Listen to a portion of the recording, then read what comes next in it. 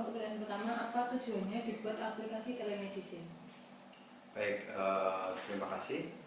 Di sini aplikasi telemedicine yang dikembangkan oleh Kementerian Kesehatan digunakan untuk menunjang pelayanan kesehatan jarak jauh dengan melalui pemanfaatan teknologi, informasi dan komunikasi, sehingga daerah-daerah terpencil yang mungkin sulit terjangkau bisa juga mendapatkan layanan kesehatan dari rujukan di atasnya. Secara umum begitu. Untuk pertanyaan kedua, apa kesulitan dan tantangan dari tim teknis pengembang aplikasi telemedicine Indonesia ini saat menghadapi dan mengembangkan aplikasi telemedicine? Baik, jadi aplikasi telemedicine ini sendiri sebenarnya sudah cukup panjang sejarahnya, dimulai dari tahun 2012, kemudian diganti lagi pada tahun 2014, kemudian ada versi ketiganya di 2016, dan terakhir adalah versi keempat di 2017. Nah, tantangannya memang tidak mudah bagi kita untuk mencoba mencari satu platform teknologi informasi yang tepat sesuai dengan kebutuhan, karena ini mengingat dengan keterbatasan sumber daya yang berada di daerah-daerah terpencil yang ada di luar pulau, sehingga kita harus membangun platform yang fleksibel untuk bisa menunjang pelayanan kesehatan jarak jauh itu. Pertanyaan ketiga, sebenarnya apa peran Bapak dalam membangun aplikasi ini? Baik, jadi kami di tim teknis itu terdiri dari banyak bidang keilmuan, ya, ada yang dari praktisi, kemudian dari akademisi, kemudian juga dari pihak pengembang ketiga, juga termasuk juga perusahaan-perusahaan di infrastruktur. Nah, peran kami terutama sebagai akademis dan praktisi adalah memberikan masukan-masukan tentang rancangan yang paling sesuai, ditinjau dari sisi teknologi, kemudian dari sisi usability-nya, dan bagaimana juga mungkin sustainability ke depannya.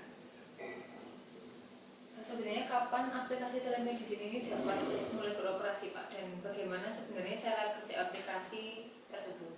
Baik, jadi ini aplikasi yang generasi keempat ini kebetulan dikembangkan di internal tim Kementerian Kesehatan. Jadi sebelumnya di 3 versi sebelumnya adalah bekerjasama dengan pihak ketiga.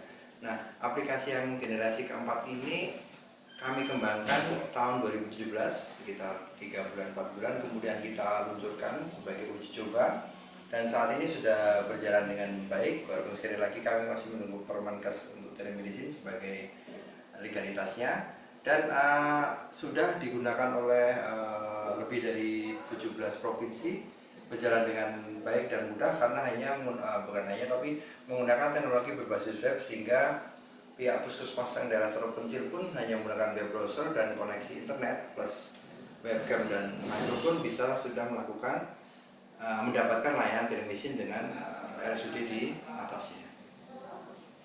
Untuk pertanyaan selanjutnya, fitur apa saja yang ada dan dapat dimanfaatkan dalam aplikasi telemedicine tersebut? Baik, aplikasi telemedicine keempat ini yang disebut sebagai Temenin atau Telemedicine Indonesia, secara umum saat ini untuk versi pertamanya mempunyai 4 fungsi dasar, yaitu digunakan sebagai teleradiologi, tele EKG, tele USG, dan telekonsultasi.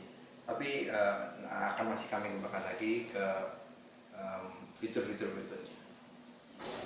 Untuk pertanyaan terakhir, Pak Aryo, dari tim teknis pengembangan aplikasi telemedicine ini sudah sejak awal mengikuti dan mengembangkan aplikasi tersebut, harapan ke depan untuk implementasi telemedicine di Indonesia sendiri dari Bapak seperti apa? Baik, jadi memang karena memang ini adalah tujuan atau termasuk dalam Renestra nasional dari Kementerian Kesehatan, dan tujuannya juga untuk meningkatkan layanan kesehatan di Indonesia, harapan kami adalah aplikasi ini semakin banyak dimanfaatkan, juga dikembangkan. Kebetulan saat ini akan melibatkan banyak pihak dari luar Kementerian Kesehatan untuk membantu dalam proses pengembangannya, dari akademisi, dari praktisi, dari asosiasi, sehingga aplikasi ini makin bermanfaat dalam menunjang pelayanan kesehatan jarak jauh. Jadi tidak menutup kemungkinan akan terjadi kerjasama dengan pihak luar Kementerian Kesehatan.